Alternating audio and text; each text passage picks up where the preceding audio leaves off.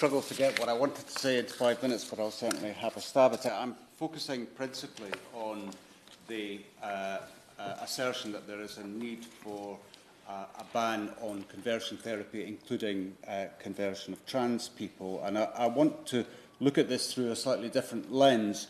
I'll start off with a quote from Kierkegaard. There are two ways to be fooled. One is to believe what isn't true. The other is to refuse to believe what is true. And I think that is, in essence, the point I want to make, which is that legislation is supposed to fix a problem, not create a new one. And where evidence of conversion practices exist, they may not be mitigated by elements of such proposals. They will be exacerbated by it, because the true scandal that needs to be addressed is the medical and surgical conversion of young lesbian and gay males by affirming and transing away the gay. And this proposal, or such a proposal, rests upon a bed of dangerous lies.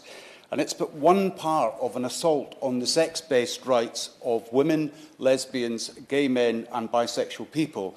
And it's perpetrated and under the cover of once important LGBT organisations such as Stonewall, who are erasing gay identities. They are complicit in using the T to erase the LGB. Now, there are three legislative conceits that form part of this movement: gender self-ID, amendments to hate crime and public order legislation, and so-called conversion therapy bans. Each are the antithesis of what they purport to be.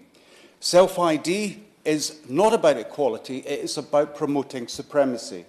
Hate crime legislation is about silencing the raising of valid safeguarding concerns, and preventing conversion therapy is promoting the very thing it aims to stop. This bill is today's modern conversion therapy scandal, and it's affecting vulnerable children and young people who may be gender non-conforming or are struggling with normal yet distressing pubertal body dysmorphia. This bill would embed the lie that these young people have been born in the wrong body, that the normal development of puberty should be arrested with chemicals, something that can never be restarted or repaired. That emotional distress can be fixed with hormones and irreversible radical surgical intervention. This is being facilitated in Scotland and elsewhere by government non-statutory guidance promoted by activist teachers and enabled by others, bamboozled, threatened and afraid to speak out because of the attacks carried out by radicalised gender activists. Social transitioning is being arranged and encouraged in schools, with parents and carers being completely excluded from their own child's care.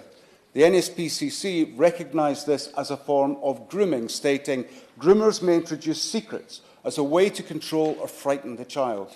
Teachers prepared to keep secrets with children to the exclusion of their parents or child protection teams is not only dangerous to the child, but legally precarious for that teacher, and they should be open to prosecution." None of those teachers are employed as experts in psychological therapy, dysphoria, or complex gender assessment. What they are doing is top-to-tail dangerous and wrong. In their zeal and in secret from parents, they are effectively denying vulnerable children access to the very therapeutic support they so desperately and obviously need from real experts, not gender ideology radicals. This is chilling. I'll give way. This isn't a debate about trans rights, it's about conversion therapy. I think we've all acknowledged that conversion therapy is abhorrent and evil. If it's abhorrent and evil for gay and lesbian people, it's abhorrent and evil for trans people.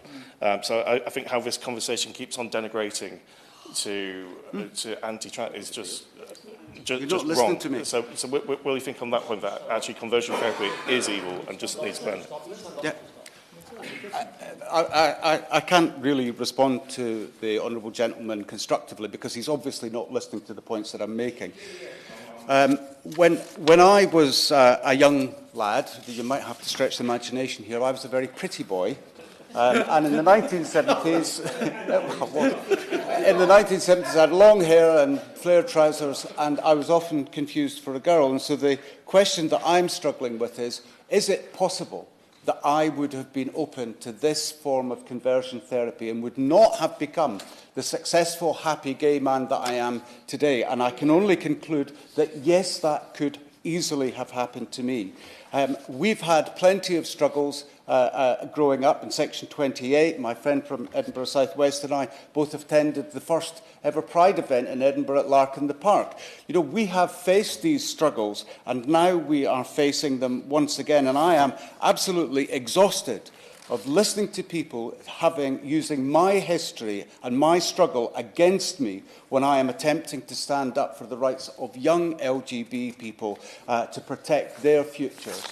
I appreciate I need to draw to a close, so I will conclude with this. It's not a ban on conversion therapy that this bill proposes. It's rocket fuel for radicalised ideologues to trans away the gay, depriving a generation of young LGBT people from becoming the fabulous, vibrant and unique gender non-conforming people they have every right to be.